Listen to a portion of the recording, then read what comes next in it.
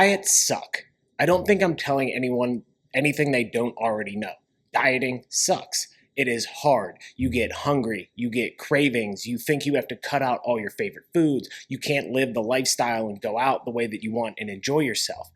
It sucks, but I think we can make it suck less.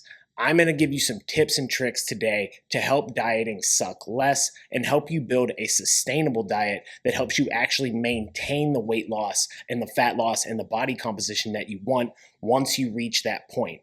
We don't necessarily have a weight loss problem in Western society. People are able to lose weight pretty regularly. All of the diets work if they put you into a calorie deficit. So we can all reach a weight loss goal. But can we actually maintain that? And because we do these fad diets and crash diets and think of dieting as this set period of time where things are going to suck, I'm going to get through it, reach my weight loss goal, and then I'm going to go right back to living my life. That's where we see this yo-yo effect. So how can we avoid that as well? I'm going to give you all of these tips and tricks on this episode of the Lifting Cues podcast. Thank you very much for tuning into this episode of the Lifting Cues podcast, the podcast for lifters. And as lifters, we do have goals of body composition. We're in the gym to build muscle and look better. But to do that, we also have to be able to lose fat and be able to maintain a body composition that we are happy with. So that's what we're going to go over today on this episode. I'm your host, Coach Quinn, aka Coach Q. I'm an online and in-person fitness coach who specializes in training and nutrition plans to help people get strong and build muscle. I've been a lifter myself for over half of my life, and now in my 30s, I'm on the journey to becoming a competitive power lifter. And I'm going to use all of my personal experience as well as the real-world examples helping real people get real results to help you get all of the cues you need to reach your goals. And today, that is a fat loss and a body composition goal. So with that, we understand that dieting sucks. Why does it suck so bad? To understand why it is hard, we have to understand what a diet is even doing. So when we go into a diet, we're going into a calorie deficit, meaning we are taking in less energy than we are putting out. That way, our body uses fat for fuel to make up that difference, and that causes the fat loss. So we have to restrict calories in some way or get more energy out. Both of these things tend to be very difficult for us. See, it seems like a simple concept, right? Okay, I need to eat less and move more. But we all know that this advice also sucks. It's just not helpful. It is fundamentally the concept, but that doesn't make it helpful. Just because something is simple doesn't make it easy, especially when you live in the food environment and the culture that we have today in Western society.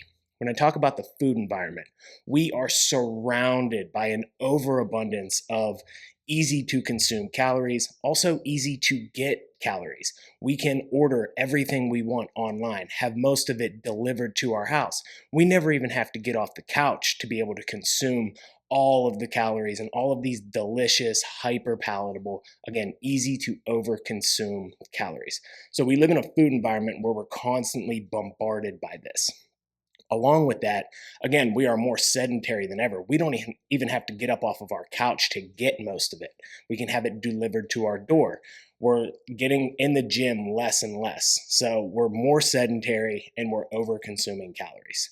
And we have a brain that is hardwired from hundreds of thousands of years ago to have a need to over consume calories because calories were scarce. So our brain doesn't understand, what a Dorito is. It just understands that this is good, this is calories, I need more of it. Because back in the day, calories were so scarce that we would eat as much as we possibly could whenever we could get calories. But they were never this easy to get. They were also never this delicious and this hyper palatable and this unsatiating. With the more and more we process foods, we engineer them to be delicious, have great mouthfeel, continue to get another bite. Like with, Lay's chips, I bet you can't eat just one. You know why? Because that texture and the salt, all of these things come together to make it super palatable so that you want to keep eating it. And it's very easy to eat. Again, they're easy to chew. They have great mouthfeel, so you actually enjoy eating it more and more. So we're constantly in this loop of eating foods, over consuming them, and not really being satiated by them because they are not providing the nutrition, the protein, the fiber that we need. Because they are so easy to eat, our hunger cues don't have a chance to catch up as we continue to overconsume. So it is, again, a constant loop of just eating and eating, not feeling full, not feeling satiated, and then having these cravings again for all these other delicious foods. And then when you have a super salty snack, you need something sweet after. So we continue to have all of these different cravings that continue this trend of us just continuing to overconsume calories and constantly be food focused. Because when we want to diet, we know that we have to restrict calories, but we're constantly surrounded by more and more delicious calories that are easy to overconsume and easy for us to access. These are cheaper foods also that make it easier and easier to, buy them in the store. So we are constantly having to make decisions about eating the right food because we are surrounded by super delicious options. Our brain is wired to consume more calories, to consume these delicious options. Those reward signals that you get from food are also hardwired into our brain to say, this is good, I need more. So you continue to overconsume these calories and then again, constantly making the decision to avoid this and eat this instead, even if it is less appetizing. That leads to a lot of decision fatigue. That leads to a lot of stress. We're constantly having to make decisions about the food and avoid the food that our brain is saying, yes, we're getting a great reward from this food, but I can't have it, even though your brain wants those calories. So we're constantly having to combat this and fight our own food environment and our own societal, sedentariness to be able to lose weight and maintain that weight loss. So this leads to that difficulty. Again, let's think about it.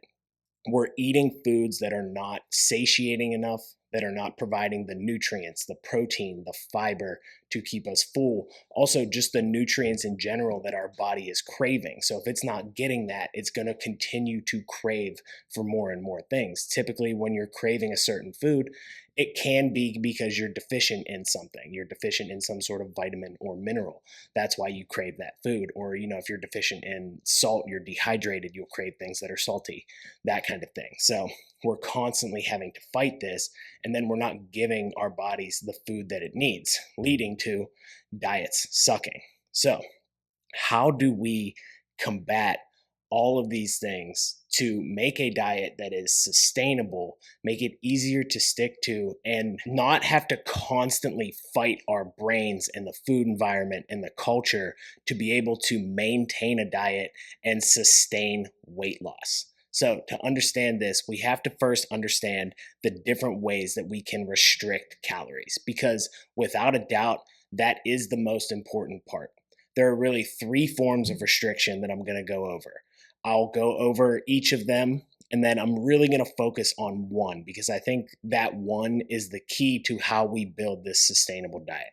So the first thing that we can do is we can cut out a macronutrient or a food group in general. So this is something like a low carb diet. So we're cutting out carbohydrates. We're cutting out an entire macronutrient. That's going to reduce our calorie intake. You can do the same thing with a low fat diet.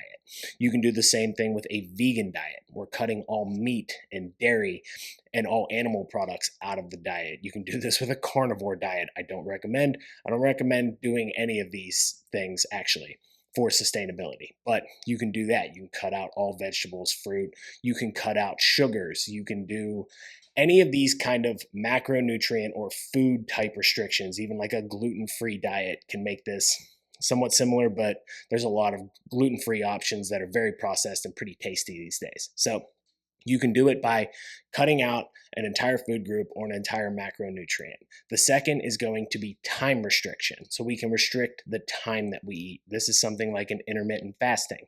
Most common type is like 16-8.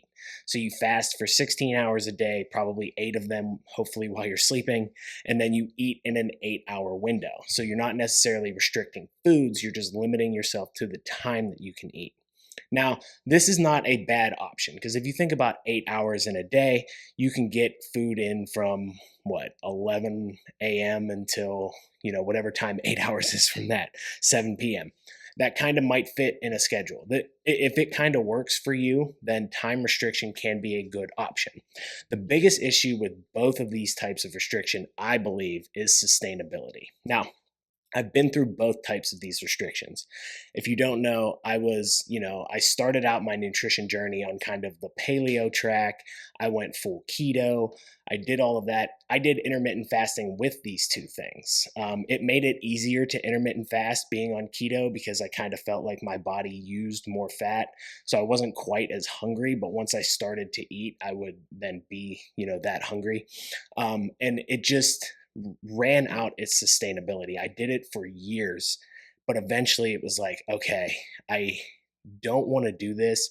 On the times when I didn't do it, whether it was on a weekend or on a trip, I would feel really bad. And I was like, this is just not how I want to live my life. I don't want to ever be able to, not eat breakfast or have to stop eating at a certain time because what if, we're going out with friends or whatever it may be.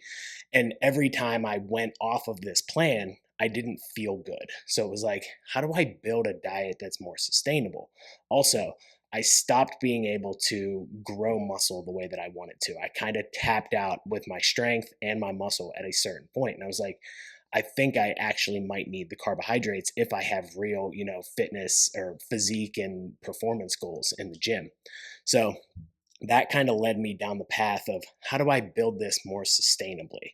So the last form of restriction is calorie restriction or macronutrient, sort of counting and restriction. So this is really tracking calories, tracking macros, all of these kind of things, building a flexible diet around this set of macros and calories that puts us in a calorie deficit, but we can still eat the foods that we want. We can eat whenever we want. It really doesn't tend to matter as long as those calories averaged out over the week put us in a calorie deficit for fat loss purposes. And we can kind of go from there. So that's kind of the framing that I'm going to use for the diet and the tips and tricks that I'm going to build. I think that's the best way to do it. But again, if something really works for you, if you really enjoy, you can not eat carbs on a regular basis and you feel really good doing that, you feel like it is sustainable for you, by all means, it will work. But there will come times, possibly, that you want to have carbohydrates. And I can tell you from my days, being keto, when you have those carbs, you almost get this hangover effect.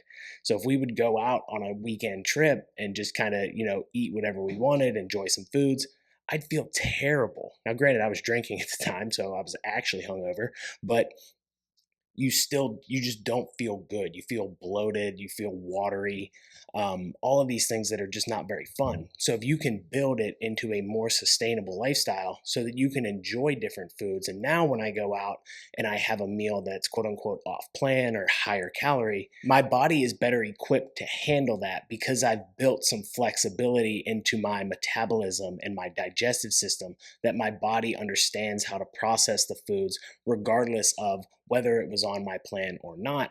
I can just hop right back on track. My body will adjust. I might add some water weight, but that's totally okay as long as we go right back on plan.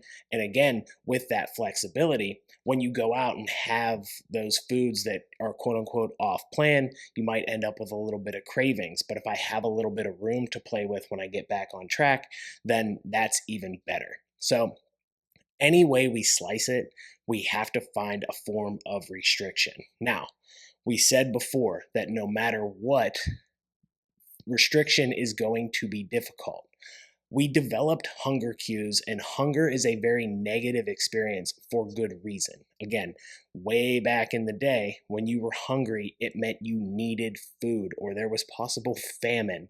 It was a true life or death situation. our brains have not evolved that far to tell us that our hunger is not truly, that dire of a situation. And especially when we're actually eating foods and we're still feeling hungry, we're not feeling satiated, but yet we're over consuming calories.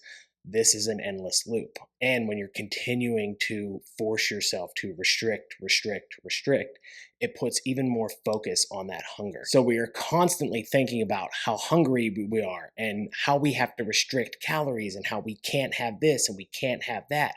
So there's just an increased food focus. And when you're doing a sort of flexible diet approach and a calorie tracking approach where all foods are on the table and in play to a certain extent, we'll get there, but all foods are in play to a certain extent. So it's like, oh, well, I could fit this delicious thing into my plan. I could fit this delicious thing into my plan.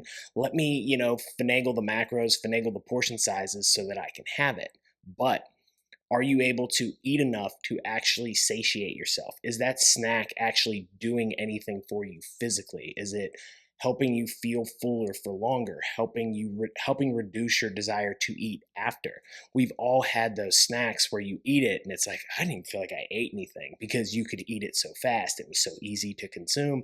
It was so under developed in nutrients that it didn't give our body anything that we needed. So your body's like, oh, I didn't even eat. I mean, we all know this. We can eat a whole bag of chips. You can eat a whole thing of French fries. You can eat a whole thing of dessert, and you won't feel that full afterwards. So you're sitting there tracking your food, and it's all fitting into your calories, possibly your macros, and you're like, why am I still miserable? Why am I so hungry? Why don't I have any energy? Why don't I ever feel full?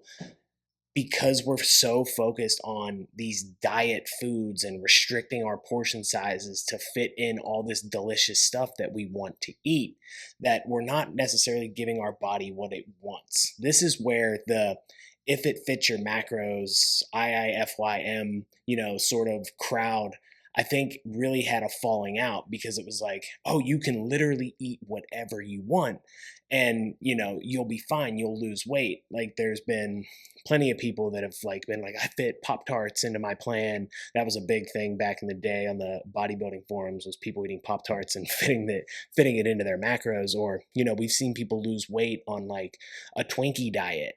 There was a guy who literally ate nothing but Twinkies, I think, for I don't remember how long it was, but he lost a significant amount of weight eating nothing but Twinkies, but he felt like shit. Or like people have done it with McDonald's. They eat nothing but McDonald's and they're able to lose weight because they're in a calorie deficit, but they're not giving their body what it needs. So they still end up falling flat. So regardless of how we do this, there are some general rules that we need to follow. The first one, obviously, is the calorie deficit portion of it. We have to be in a calorie deficit of some form and fashion. So how do we determine that? Making sure that you find your maintenance calories. You can do this using estimator equations online. That's kind of the best starting place, but then you have to test it out for yourself. Eat that set amount of calories, weigh yourself every day. As long as your fluctuations are within a pound or two, you're in a maintenance diet. That is your maintenance calories. You do have a little fluctuation, probably around 200 calories either way. Again, if it averages out over the week, you are good. So that's how we determine what amount of calories that we need to eat. From there, we're going to decide how much of a deficit we want to go into. For a conservative rate of weight loss, we're going to cut 10% off of that maintenance calories. For moderate, we'll cut 15 to 20%. Anything over 20% is going to be a pretty aggressive rate of weight loss, and that will put us into a pretty high deficit that we'll probably not be able to sustain for a very long time. But if you want to get aggressive about it and lose weight quickly, that's about where you want your deficit to be. And that'll get you to a rate of weight loss of probably over 1% of your body weight per week. In that moderate range, you'll be looking at 0.5 to 1% of your body weight per week. And in that conservative range, less like 10% of calorie deficit, you're looking at less than 0.5% a week.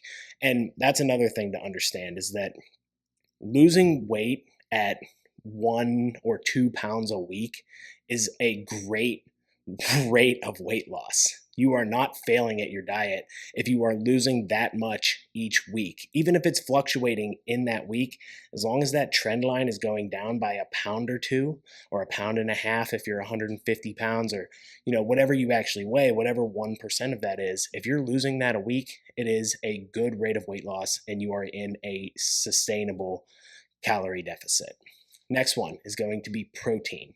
We do have to hit our protein targets. This is going to be important for a variety of reasons, which I've covered ad nauseum, but I'm going to cover it again because it's going to be really important into how we actually build the diet and the tips and tricks that we're going to use to trick our brain and make our brains feel fuller while we're in this calorie deficit. So when we're looking at protein, you're looking at 0.7 to 1.2 grams per pound of body weight. So we're going to set our calories and then we're going to set that protein target. The protein target should be hit daily. Protein synthesis and breakdown are constantly happening. So we do want to be able to get that protein in daily.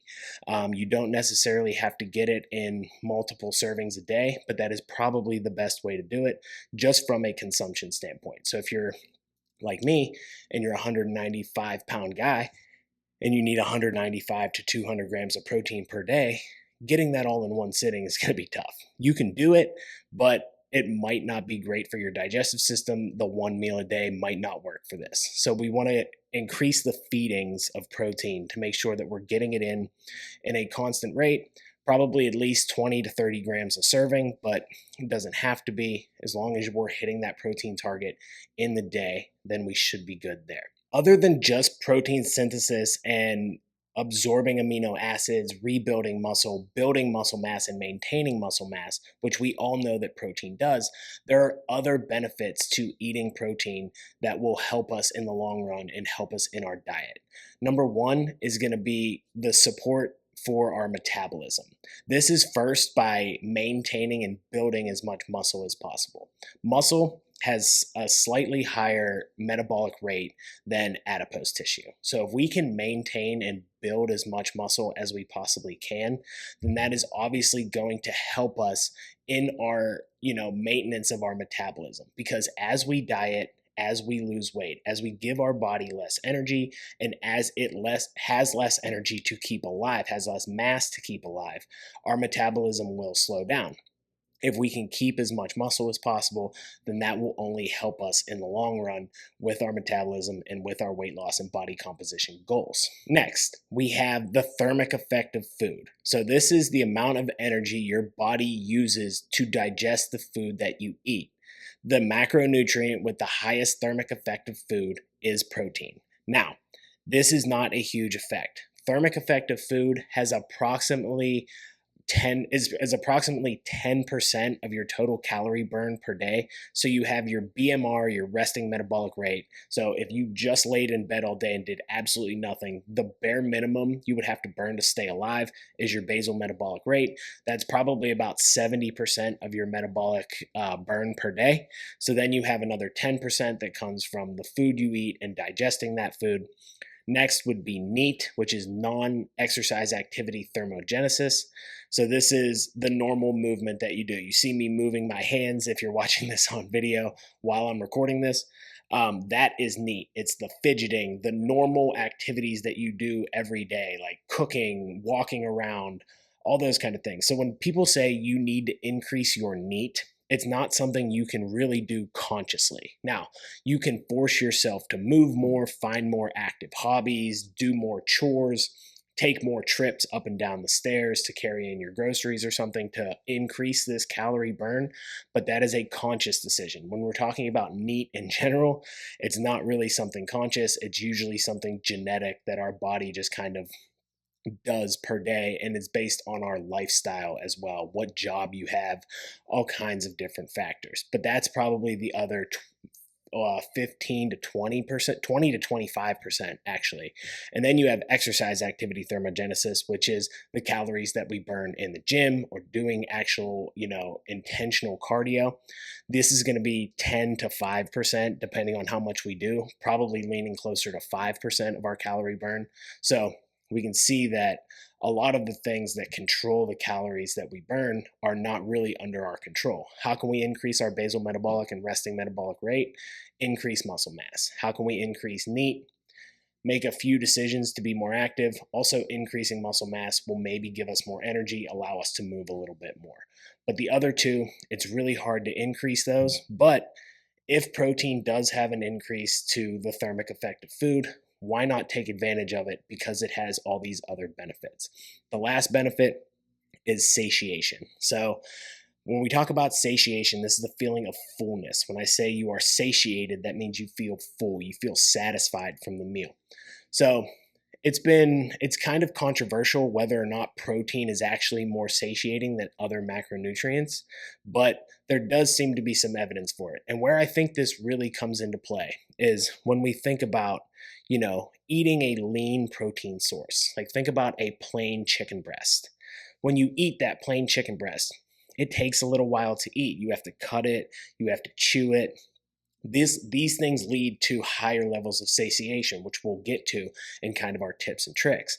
But I think this is why protein has this effect. You think about like slamming a protein shake, that doesn't really always make you feel that satiated, even though it's straight protein and it's a big bolus of it at one time. But that's not necessarily leading to the satiation. I think it's the fact of actually eating protein sources and eating high volumes of them in the form of lean protein sources that typically take some work and some chewing to eat.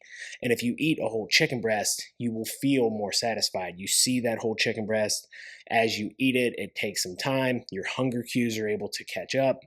And you can look visually and understand like, oh, I just ate a big source of protein, so I feel more satiated. So I think that's where protein leads to that satiation effect. So we need to make sure we're getting that protein in. Again, no matter what our flexible diet is, no matter what our choices of protein are, we have to make sure that we're getting them in a high enough quantity, 0.7 to 1.2 grams per pound, or we can use goal body weight for this if we have a lot of weight to lose.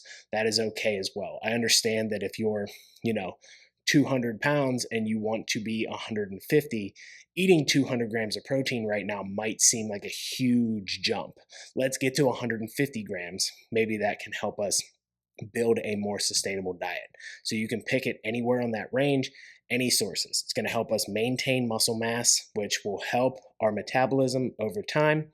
It will help with our thermic effect of food, increasing our metabolism slightly as well, and it may possibly help with satiation. Also, if we're eating enough protein, we should be eating enough whole food sources. So this is where I don't recommend, eating a bunch of bars and relying heavily on shakes. I think, a shake or two a day can be a way to make sure you increase that protein intake, but let's make sure we're actually feeding on our lean protein sources when they are available. We'll get again to how to incorporate all of this into the diet and build it in a way that's going to work for you. But we need to understand the rules of how to build our flexible diet before we can get to the tips and tricks to how to make it work for us and trick our brain into making sure that we're feeling full and we're feeling as satisfied as possible in this calorie deficit. Next one is going to be fiber. We need to make sure that we are eating enough fiber. We don't eat enough fiber as a society, especially a Western society. Again, with all the processing of food, it doesn't lead to a high fiber intake. There's not a lot of fiber in the foods that we eat. And when we are eating less whole foods, we are getting less fiber in general. So the main sources of fiber are going to be fruits and vegetables. Those are your best sources of fiber. You will get some from things like whole grains, oatmeal. They make low carb wraps now that are high in fiber. So we can do some different things to make sure we're getting our fiber intake in. Main things these are going to do for us: improve digestion, also improve thermic effect of food. Just like protein, fiber is a close second to the thermic effect of food. It takes your body a while to process this fiber, and all of the fiber you eat is not actually digestible. So some of it will just pass through your body, but it will help the feelings of fullness. It slows your digestion down and has that buildup in your stomach. Plus, if you think about eating a wide variety or a large amount of vegetables, again, It's a large amount of food. It takes a good amount of chewing.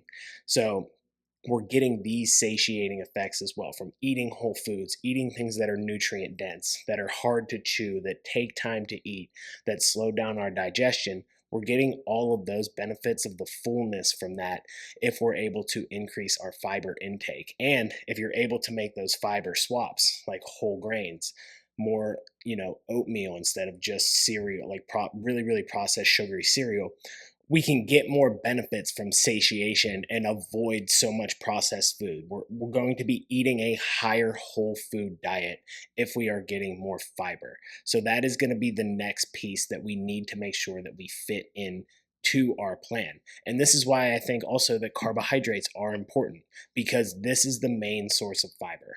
Fiber is a carbohydrate. It comes from carbohydrate sources. You think about all the things I just listed. They have higher fiber content. They are mostly foods that are high in carbohydrates. So we need to consume some carbohydrates to make sure that we are getting the amount of fiber that we need. So this is why I don't like to cut these out in general, because fat is not as satiating as fiber. So if we're cutting out all the carbs, we probably have to increase our fats. Maybe the diet won't be quite as satiating. That's where I think making sure we include carbohydrates into this diet is really, really going to be the key. We do have to still get fat into our diet. We have to get omega-3 fats into our body. So making sure that you're eating things like salmon, nuts and seeds, whole food sources of fat. If you get a good balance of those, you should be able to get enough omega-3s to support your body's hormone function, nutrient absorption, all of the things that fats do for us that are very, very good. So a balance of those carbs and fats will help make sure that you round out your diet in a great way.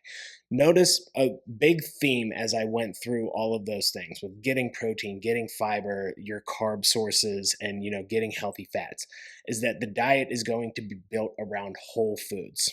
That is one of the number one things that we need to focus on. We talked about at the beginning why your diet sucks so bad is because there is so much processed food out there, which doesn't leave you satiated, which is super easy to overconsume. With whole foods, it's much harder to do these things. They're not quite as delicious. They don't have that dopamine response. We don't have that draw to them, but we need them. We need those nutrients. We need to give our body what it wants.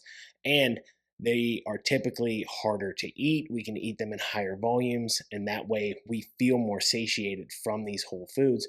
And it is going to be harder to overeat and harder to overconsume calories. If you think about, trying to hit your calorie intake on just like chicken breast, that's going to be very difficult. You're going to get very sick of eating chicken breast. It's hard to eat that much, and it's a very calorie efficient source. You can eat a high volume for a relatively low amount of calories. So great. All I have to do is eat the bodybuilding diet of, plain chicken breast and tilapia, rice and broccoli for the rest of my life, and I'll be good to go.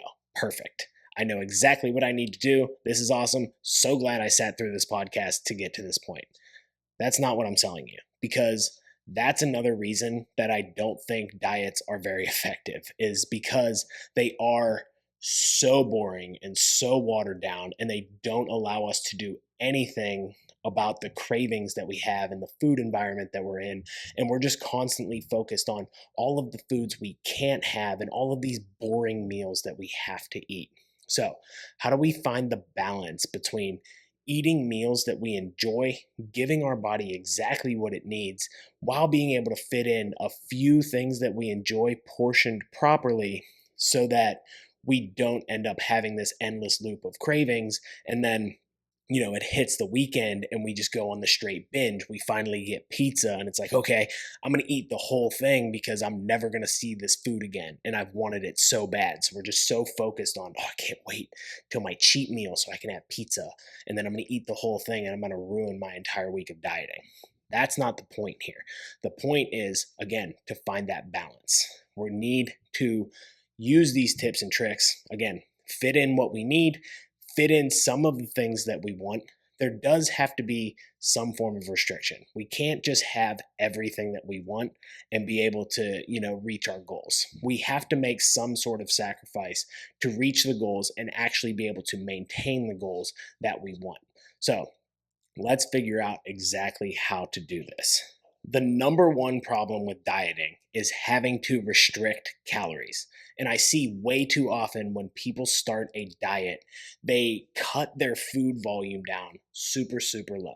You'll see people eat a protein bar for breakfast or have a protein shake. And then for lunch, it's like a hard boiled egg, a cheesesteak, and a small serving of berries. And then for dinner, it's a salad with a small piece of protein and some like low fat cheese and non-fat dressing, and that's their whole diet. No wonder you are so hungry and so focused on food.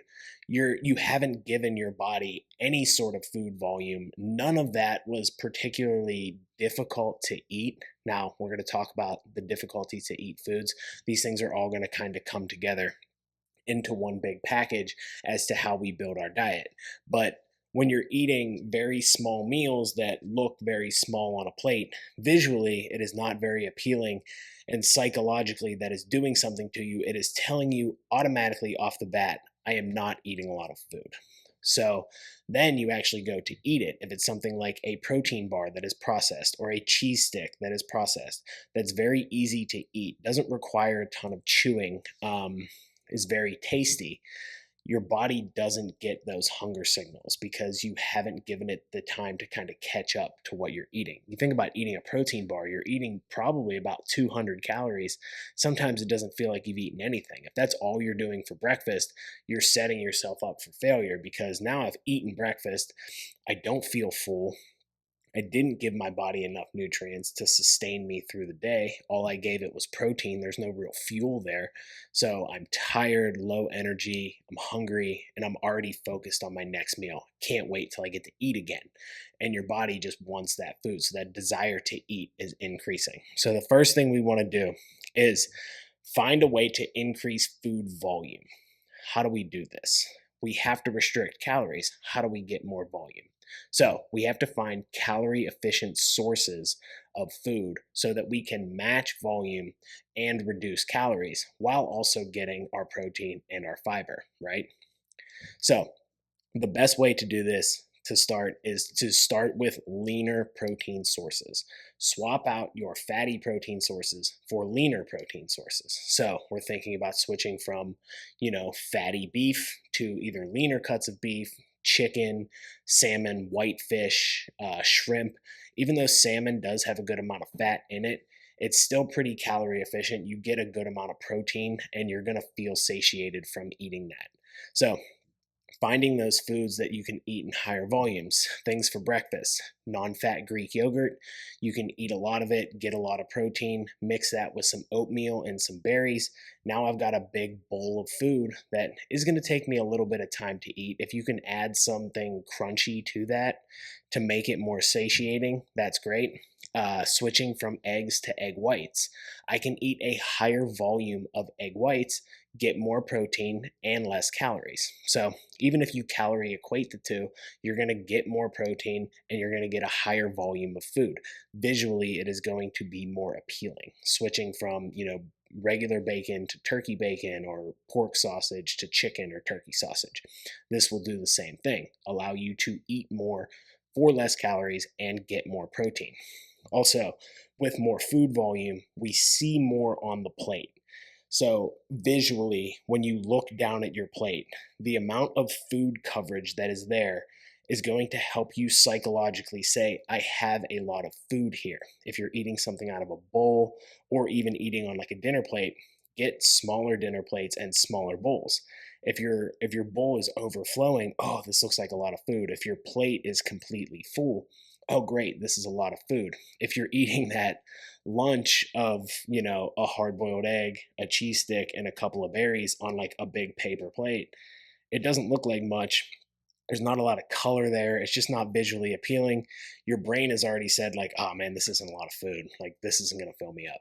You've already told yourself that before you even ate it. So having that visual appeal, this is where vegetables can come into play really nicely. If you can stack vegetables on your plate, gives it a little bit of height. You can eat a really high volume of vegetables, and that can really help you add to the food volume as well. So, food volume is going to be number one.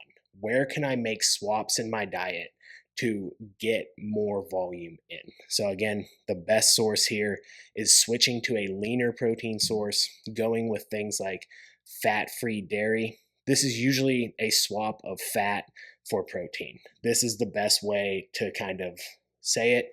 Again, not that fat is bad. We need the fat, we want it in our diet. We're going to find the places to get it. But if we need to decrease calories, fat has 9 calories per gram, protein has 4.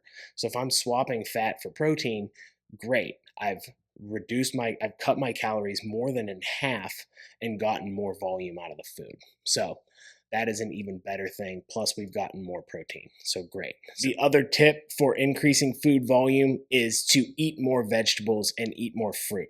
With this will come fiber. Again, more food volume on the plate. It's going to take you longer to eat. You're going to have to chew a little bit more. And this is going to give us, again, more nutrients, lead to a more visually appealing plate and a more satiating meal in general. So if you can stack up on the veggies, leave your carb sources a little bit smaller, again, find some healthy fats to include in there, whether it is in the form of some oil, you'll get even some fats from, even the lean protein sources, or if you can fit in salmon a few times a week, finding those ways to fit in some fat sources can be great as well. And with thinking about meals that are harder to eat, this actually leads me to my next tip. So this applies to those leaner protein sources we talked about earlier. When you're eating like an entire chicken breast, if you're eating a plain chicken breast, it will take you a while to cut it up, chew it, chew, finally swallow it. By the time you get to the end of that chicken breast, it's probably pretty unlikely that you're going to have a desire to eat another one. Now, it doesn't have to be super duper plain. You don't have to like eat unseasoned chicken breast. That's not what I'm recommending. Find some seasonings that you like for your lean protein sources and season them up so that they do taste good, but you're still eating that entire protein source. And if you can leave it whole on your plate so that you actually have to cut it, you think about what you're doing, chew it up, eat more mindfully, that will also help you. But again, finding these foods that are harder to eat. And again, with higher food volumes, it's going to take us longer to eat. So that will help the satiating effects. This also applies to fruits and vegetables as well, because with a vegetable, you are going to have to chew it up and eat it. It is going to take longer to eat. It is harder to eat. If you eat an entire plate of broccoli, obviously your desire to eat is going to go down after you've done that. So again, it doesn't have to be super duper plain. You can find ways to make it tasty to you. Find seasonings that you like. Use some healthy fats on there in proportion. Make sure that you're measuring it out, but you can put some healthy fat on those veggies to make it more palatable. But again, you still have to chew it and eat it. So it takes time. Your hunger signals have time to catch up, especially if you're doing this mindfully, if you're not doing it in front of the television, if you're eating the food in its whole form, you're not cutting it all up and mixing it together so all the textures kind of mix together. You have different textures on the plate so that you have to eat, chew, think about that food. Making it more difficult to eat is actually a great way to increase your satiety and reduce your desire to eat afterwards, because your body and your brain will still be thinking about that meal after you've eaten it. If it has taken you more time to eat, you've had to chew more, again, those hunger signals start to catch up. You feel better, your desire to eat goes down for a longer period of time. You can smash a bag of Doritos and want to eat 5 minutes later because it didn't feel like you even ate anything. It was so easy. And the texture was so good, the mouthfeel was so good. You didn't have to chew. So finding ways to make things more difficult. We'll get to how to make these things tastier as well and make sure that you still enjoy the meal. But let's focus on right now finding foods that are harder to eat, even eating things like rice and, think about like a mashed potato as opposed to a whole potato. A potato is one of the most satiating foods on the planet in its plain form. Not many people eat it that way. Most people eat it fried in oil with salt on it or in a mashed form with a bunch of fat and salt added to it. That's where you get that hyperpalatability. When you start to add fat and salt together, your body starts to say, "Ooh, I like this flavor. I like that flavor. I like this flavor." So when you start to get into super complicated recipes and things like that, that's where we get all these flavor bombs and you just want to keep eating.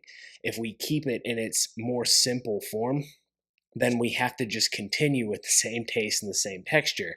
Again, this is not always the most fun thing to do, but again, we have to find sacrifices somewhere. If we can eat a meal and feel more full and feel more satiated and reduce our desire to eat for a longer period of time, it is only going to help us in the future. We're not constantly focused on the next delicious meal because it's just, another meal of meat, a lot of veggies, maybe some carbs. That kind of thing. So, finding ways to make the food as hard or take as long as possible to eat and finding foods that take longer to eat. Even snacks like popcorn is a great example. Popcorn takes a long time to eat because you have to take it, you chew it, chew it, chew it. You have to chew it a lot. And you can eat a high volume of popcorn for less calories than, say, like chips. If you compare popcorn calorie to calorie with chips, your bowl is going to be more full of popcorn. So you have more to eat. It's harder to eat and it has a lot of fiber. So you take a snack like that as opposed to like chips or pretzels. Maybe that helps you, feel more full from a snack. I think that's one of the biggest problems with snacking is we focus on all these snacks that are highly processed and taste very good that just lead us to being more hungry. So we continue to consume food and we continue to crave things because we eat things that are salty and then we crave something sweet. But if you can find snacks that are higher in protein, higher in fiber, and higher in volume, this can help you in both of these ways as well. Increasing food volume, so you see more food for your snack. It's like, oh, okay, this was a good snack. This will tide me over to my next meal instead of eating, a small, tiny diet bag of cookies or something that's like, okay, I smashed 4 of them and now I'm still hungry. I feel like I didn't even eat. So, finding those ways to find things that are harder to eat and increasing food volume are only going to help you out. Now, I mentioned that we don't need every meal to be super boring either. Just because we are eating lean protein sources and more vegetables does not mean that they have to suck. Um, so, some tips for that as well. Making sure that you find a variety of seasonings that you like so that I can switch up the flavor. There are so many brands of seasonings out there. Try them out. Try different blends. Try, your own blends of salt, pepper, garlic, some spices if you like spicy stuff. Try a bunch of different seasonings. Make sure that you find ones that you like for the certain protein sources, the veggies, the carbs. All of your meal can be seasoned a little bit differently if you want, but it's very easy to just buy a blend, put it on when you're cooking. It makes your prep easier, it makes your cooking easier, it makes your decision making easier. I don't have to pull up a whole recipe and build a bunch of things around it. I have some seasonings that I like, bang, hit my chicken with it, I'm good to go. So, finding those ways to make your food taste good and taste different. Now, you don't also have to eat the same thing all the time. You can mix and match different things. So, when we're talking about our lean protein sources, find a few different ones that are very similar in macros that we can switch in and out. So, we don't have to constantly think about, oh, how much of this can I eat or how much of this? It's like, okay, I know my portion of shrimp, I know my portion of chicken, I know my portion of salmon. Boom, boom, boom. I have my 3 sources. I'm going to mix and match those all week with different types of veggies that I switch in and out. Eat any vegetable, any fruit on the planet that you want. Fruits and vegetables are all fair game. We can eat them all. Make sure that obviously it fits into your calories, but you don't have to be limited in any way. So you can switch all of those in and out. Again, switching those in and out with the seasonings. Now, we can add sauce to the plate, finding different low calorie sauces. There's mustards are always lower in calorie. You can find barbecue sauces that are lower in calorie. anything that is made sugar-free or fat-free. They're making all kinds of different sauces that taste very, very good. I'm not talking about like Walden Farms sauce. We all know that's not good. If you don't know what Walden Farms is, look it up. It is a 0-calorie. I know they make a ranch. They make a bunch of different things, but they're not good. So don't worry about that. But there's other good ones that you can get. Find a few different sauces that you like that fit into, your diet, your calories, what you want to be eating, so that we can switch those out as well. Again, giving us different flavors where everything is not so boring. Make sure you have those couple protein sources, a couple sauces that you like with each of them. Now, I can completely switch my meal even if I'm eating the same exact thing. I'm eating the same chicken, the same veggies, but I have different seasoning on both. I have a different sauce. My meal is basically completely different. So you can find different ways to make the food tasty without just adding calories to it. And I think the biggest thing I'm thinking about with this is making sure that we keep it simple.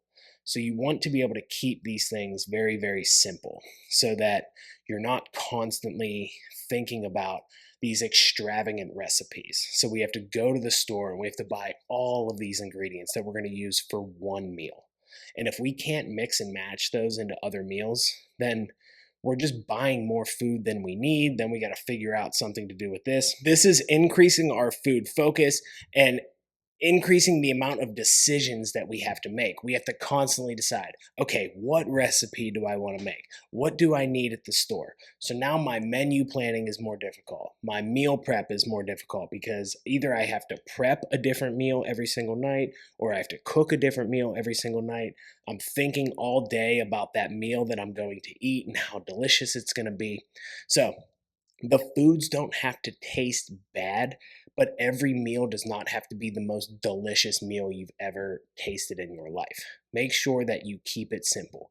Keep it to a few protein sources, a few different seasonings that you like, some sauces. You can switch out the veggies, you can switch out the carb sources, you can even switch out the fats.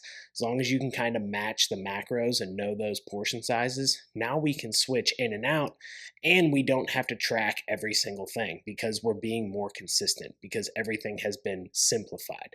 We have the same amount of protein, the same-ish amount of carbs. We know our vegetables are going to be there, our fiber is going to be there. Now we're just rotating through these meals and they're all very, very similar. So we don't have to worry about, oh, how do I track this recipe? And then how do I track this recipe? And making sure that as you measure everything out in the recipe that you're tracking it in your app. I don't want people to have to track forever. Tracking is a great way to understand how much food you need to eat, what the macros are in certain foods, how many calories are in certain things. But once you learn that and you find a diet that you can be consistent with and build some simplicity with it, now I can be almost more on autopilot with it. So again, reducing that food focus, keeping things simple so that shopping is easier, prep is easier, and just cooking in general is easier because I come home, I know exactly what I'm going to do. I don't have to make any decisions. I know exactly how to cook this food.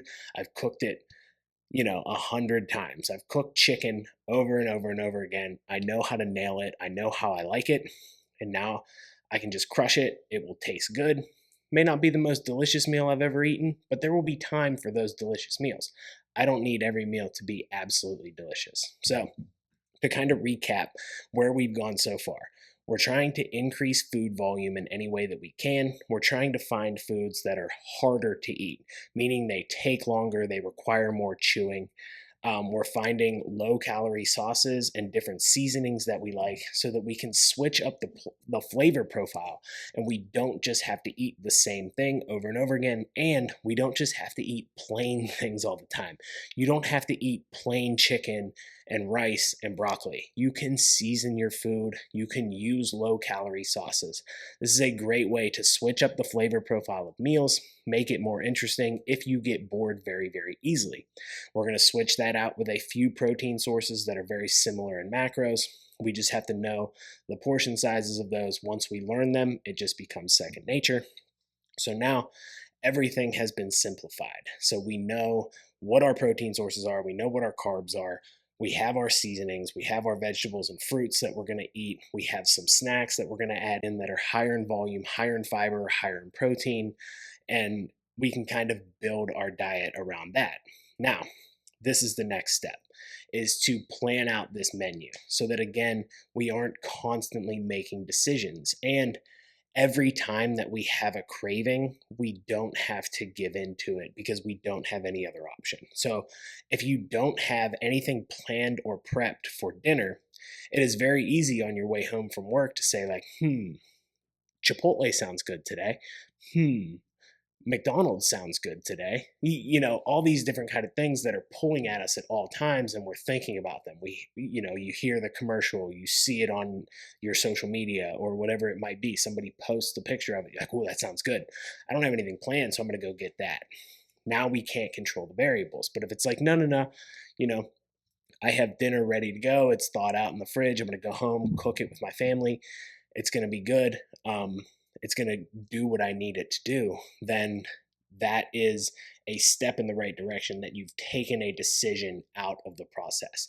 You've taken the food focus out of the process. I'm not constantly thinking about what am I going to eat next because I know exactly what it's going to be. So planning out your menu, even if you don't prep your food, if you like to cook or you just have the time to do it, you work from home, you find some meals that are easy to cook in like an air fryer or however you do it, being able to plan that out takes the decision making out of it, because in this food environment we cannot will ourselves to do everything that we want. So we have to make sure that we are planned and prepped. That is going to be the next step. Prepping starts with planning, so making sure that your meals are planned out.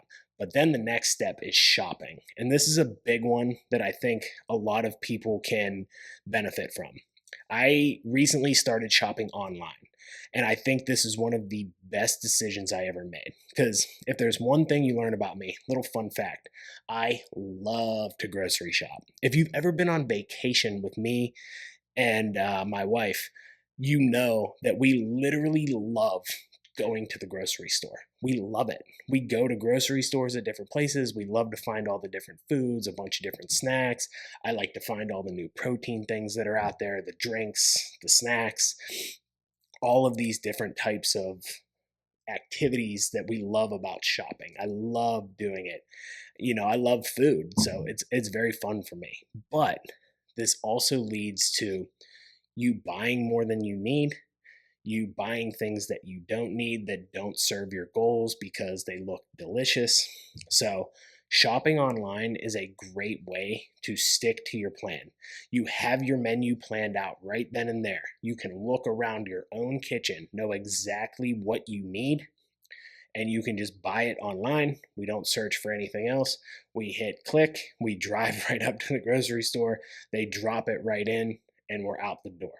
Not even in the door, we're out of the parking lot with just what we need. Because if you go to the grocery store, you see all of the delicious foods. Again, this food environment constantly bombarding you. The marketing of foods makes everything look great. This is high in protein. This is high in fiber. Great source of this, great source of that. This is delicious.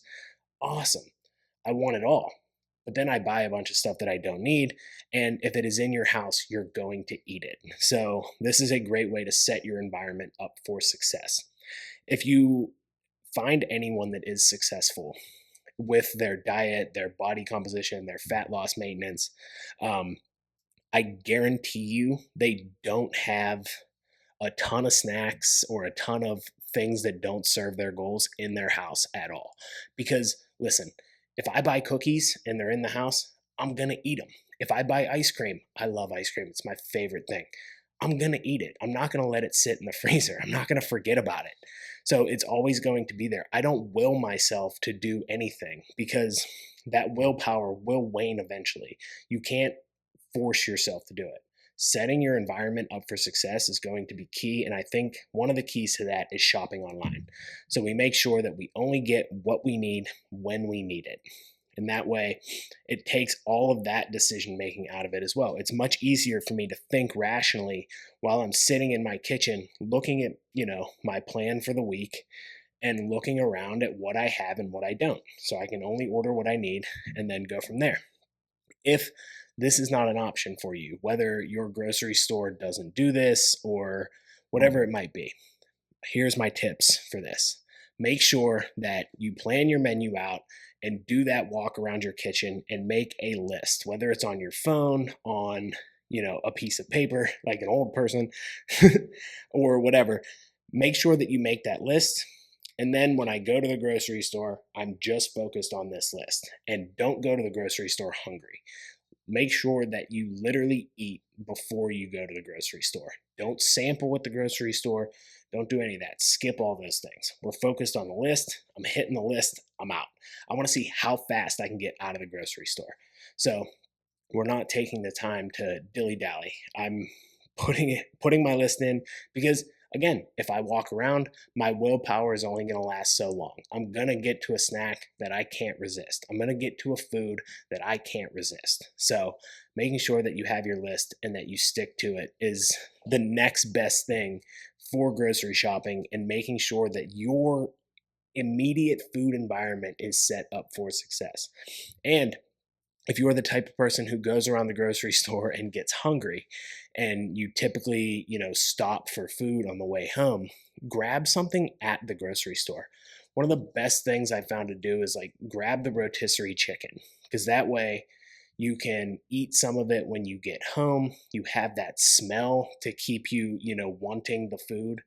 Um, find a good option at the grocery store to avoid stopping for fast food. That would be my next tip, diet wise, if you are going to the grocery store to shop. So then we get to the prep portion of it. Now, if we've planned everything out the way we've kind of laid out, we have our couple of protein sources with our seasonings that we like. We make that up, then we can portion that out very, very easily because they're all very similar. We know those portion sizes. They rotate around every now and then. We can switch in a different one. Just make sure that you know the macros. But we can continue to keep it simple that way. We know the amount of veggies. We know the carb sources that go with each protein, or maybe we just mix it up. But you know all of these things, and you know how to prep them, you know how to cook them, you know that you like them, you know how you like them. So it makes prep a lot easier, or like I said, just cooking in general if you don't like to prep. And again, this is going to make tracking much easier because we don't have to track every single thing that we're eating, because we're eating very, very consistently. So this kind of leads us to how we get to that intuitive eating portion of what we do. That's where everybody wants to get to, right? Where you can eat quote unquote intuitively, which means basically giving your body what it needs. You give your body the amount of calories that it needs. You eat the nutrients that you need. You give your body what it needs. You don't have to track every single thing. It's nutrition enlightenment. It's the pinnacle of nutrition, in my opinion, because you are just kind of running through a very consistent diet. You're eating intuitively. I don't have to make a decision about what the calories and macros are in this thing. I know my core tenets of my diet. I know what those macros and calories are. I know what I can fit in as snacks where I want to. I know if I need to make an adjustment because I'm going to eat more later because I'm going out to dinner, I can cut from a different meal somewhere else. Maybe I just cut some carbs out earlier in the day. Or if I want to go into a muscle gaining phase, okay, I need to add, protein and carbs to X meal, or just add it to all my meals. If I need to cut fat for, I want to for whatever reason, I can just start to cut things out of my diet because I know the portion sizes. I know exactly what I'm eating on a regular basis. If we don't know this and we're not controlling for it, we can never get to that point. So that's where I think all of these things really, really come in handy, because they kind of fit into your diet any way that you want. So let's say we have this diet, we're eating at maintenance. We know exactly what our maintenance calories are because we're eating very similar meals and foods every single day. We're weighing ourselves consistently, and we see that that weight is staying pretty steady. So we're at maintenance. We want to cut. Okay, where can I cut from? Is there somewhere that I can switch out a higher fat source for a lower fat source? Boom, right there, I make an easy swap. Is there somewhere I can cut carbs from in a meal? anything like that. We keep our protein very, very similar, but if we're eating things like steak and we want to cut, let's just switch to chicken. We cut the calories down, boom, we start our cut. As it kind of stalls out, okay, now we need to pull back somewhere else. Now we want to go into a gaining phase. Okay, cool. Where can I add carbs to? Can I add some higher fat sources that I like, higher fat protein sources that I like into my diet because I have more calories to play with? So this is where we can just make these little tweaks. And again, it becomes very intuitive, but we can't do this without doing all of these other things that we have set in place. If we don't have our food volume matched and we're pulling food out of the diet, so if we're just pulling carbs out of the diet, now I'm pulling out a portion of my meal. I see that my plate is less full. I am eating maybe less fiber because I'm not getting that carbohydrate source anymore. I'm not feeling as full. I'm not feeling as satiated.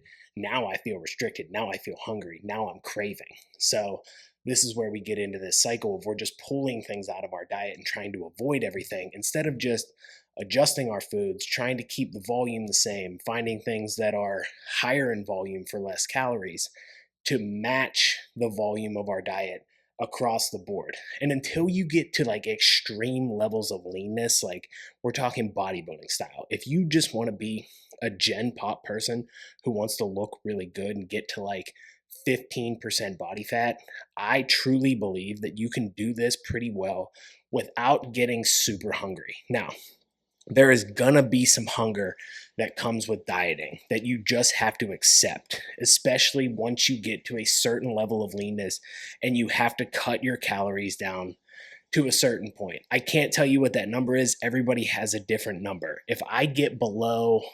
2,200 calories, that's about the minimum I can eat before I start to get like kind of annoyed with how hungry I am. Now, that's not to say if I kind of push past that limit, if I really wanted to, that I couldn't do it or I couldn't, my body wouldn't adapt to that hunger and eventually I would get through it. But it's hard to push through that point. So that's about as far as I can go. Cutting my calories down to that point is probably about where I like to go. And that works for me really, really well because I've built, the muscle mass that I have to support a physique that looks really good on, 22 to 2,400 calories. That works for me. Again, I'm a 32-year-old guy who's been physically fit his entire life. These are not the numbers for you. I'm just giving you my example. You will find an amount of calories that is too low for you. So finding ways to either get lower in calorie while tricking your brain and getting it more protein and getting it more fiber and getting it more volume, or let's see how far we can take it with that amount of calories. What's the amount of food volume that we can give ourselves? How can we make the meals hard enough and big enough to eat that we still can feel somewhat satisfied instead of being ravenous at either that calorie intake or slightly below if we really want to push it to that level. So, but like I said, you can get really, really far with this intuitive style if you utilize these tips and tricks. Just to summarize one more time, the tips and tricks we're going to use. We have to find some form of restriction.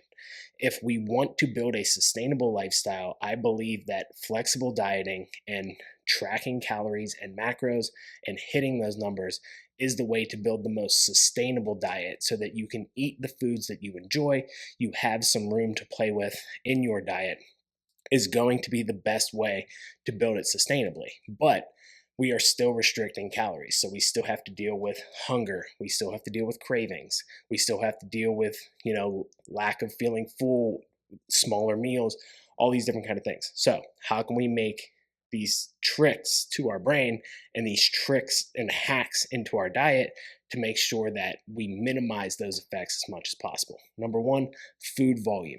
Make sure that we get more volume of food for a lower amount of calories. Swapping out higher fat protein sources for lower fat, meats, dairies, cheeses. Cheeses are dairy, but I include that. But making those swaps can help you get more volume for less calories and get more protein.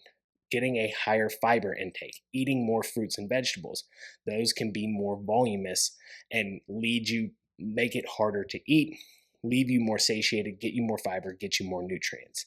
higher volume snacks, things like popcorn. Again, yogurt is a great one here, or non-fat cottage cheese with some fruit. Those can be great options for higher volume, more satiating snacks. Making the food harder to eat.